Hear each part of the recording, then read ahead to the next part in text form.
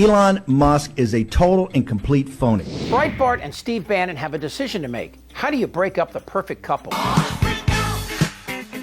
There are two sides to the Maga movement, and they're about to eat one another. One side is the oligarchy. You know, the billionaires and wannabes, all willing to trade in their integrity and their values, and most notably, their balls, for a home with an ocean view, a private jet, and legacy money. They don't care about immigration, crime, the drug epidemic, poverty, or most notably, the Constitution with which they wipe their ass. The oligarchy is led by President Musk and the First Lady, Zuckerberg, Tim Cook, and Jeff Bezos. They're close to 1,000 billionaires in the U.S., and President Musk seems certain to be the first trillionaire, but the number is growing. 50% of the wealth in this country is owned by the top 1%, and now they have the White House and the courts. The other side is the MAGA population, who have no idea what's happening to them. Their gun-clinging religious zealotry made them perfect patsies for the spin machines, like Fox News, the New York Post, and Breitbart. They are led by Steve Bannon, wearing the latest in the Goodwill Homeless collection, who's calling out the oligarchs for supporting H-1B visas and their happy-ending reach-arounds with China, where companies like Apple employ 10-year-olds in their factories so I can watch porn on my phone while taking a dump.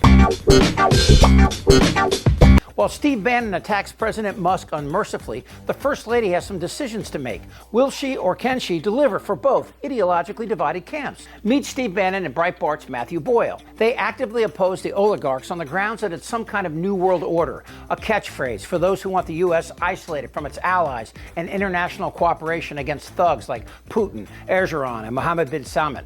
By the way, bin Salman murdered and dismembered American journalist Jamal Khashoggi.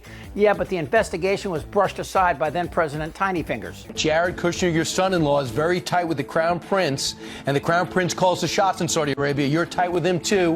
What's it going to take to get some answers? Well, we're looking at it very, very seriously. I don't like it at all. Now, you don't have American citizens, but that in this case doesn't matter. I don't like it. I don't like it with respect to reporters. It's a terrible, terrible precedent. It's not our country. It's in Turkey, and it's not a citizen, as I understand it.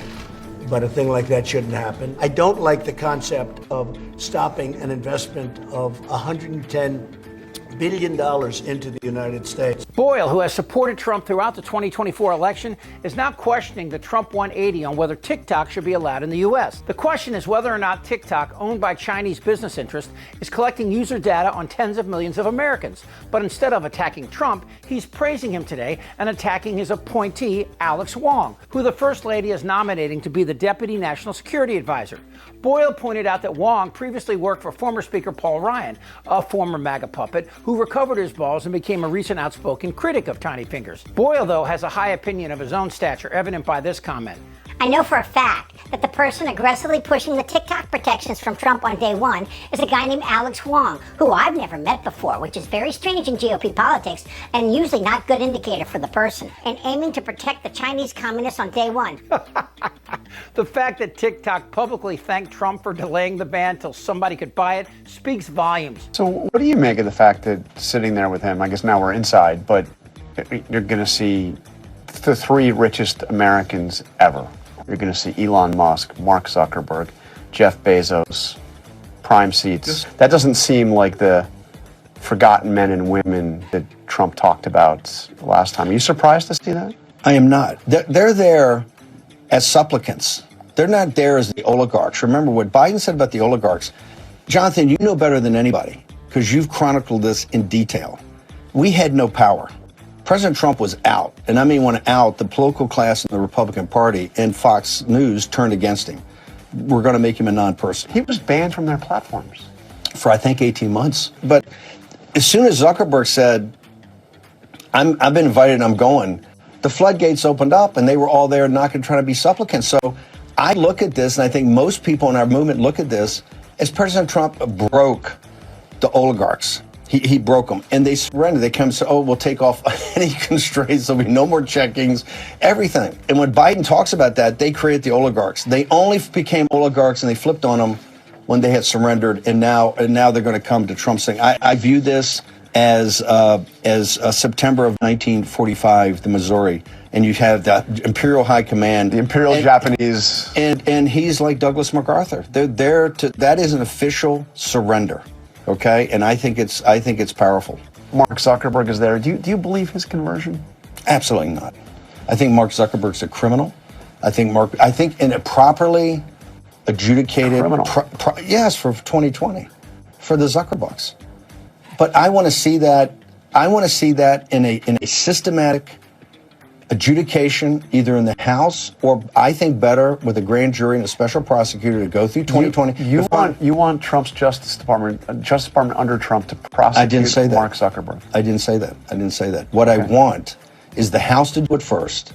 But if they're not prepared to do it, a special counsel set up that looks at the 2020 election and looks at it seriously and adjudicates it. If there's nothing there, there's nothing there. Zuckerberg's, road to Damascus came a little late. It was after the 5th of November. It's very, now he wants to be a bro. He kung fu fights. He's going to UFC. He's got his hair done differently.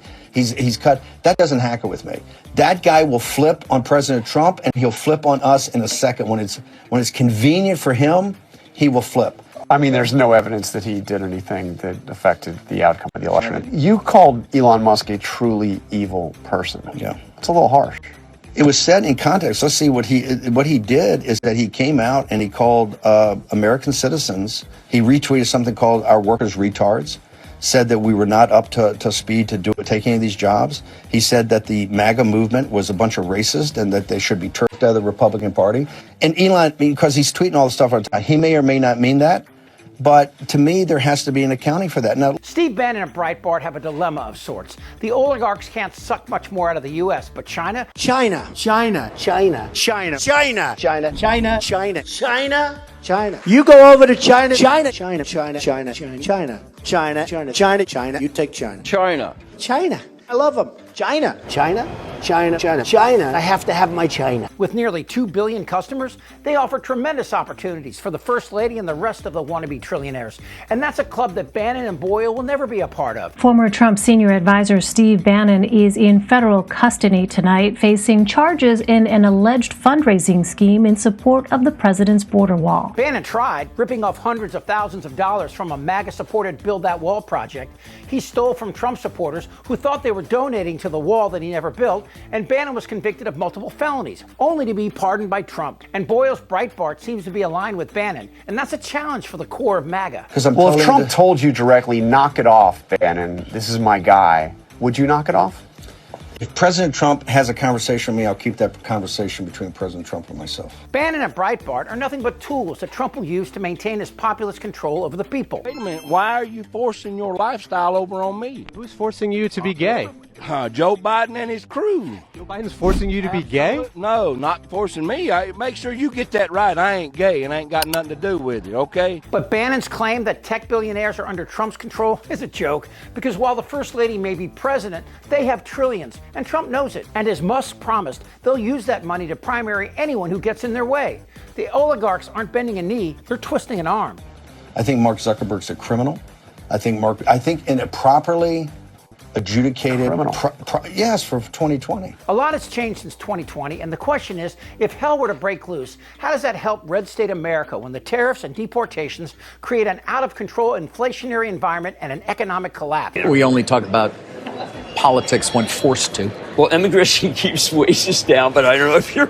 Yeah, it does. By the way, what happens what does happen when you put tariffs on goods and you stop immigration and force migrants to leave in terms of wages? Unless you're Hamilton, I'm kind of against it. Isn't that going to be inflationary? Of course. Of course. Is it a one-time, though, and then you sort of even out? I don't know. I mean, when you see tariffs like that, obviously you think about 1929. The 70 million people who voted for Trump, they won't see grocery store prices drop. They won't see a wall. The deportations will be symbolic and quickly forgotten. What will happen is trans people and LGBT will be marginalized, and there'll be Christmas trees and crosses on public property. And Breitbart and Bannon, they'll be relevant until they're not. But they won't be the only losers. These idiots will get what they deserve, which is not a goddamn thing. So you don't think we should change the federal minimum wage of $7.25 an hour? No, sir. Okay. What the hell did you just say? Goddamn right. They're eating the dogs. You're an idiot! And this guy's personal life is a total disaster. I may find some parts of the story to be offensive. I think he's crazy. I'm Chip Franklin.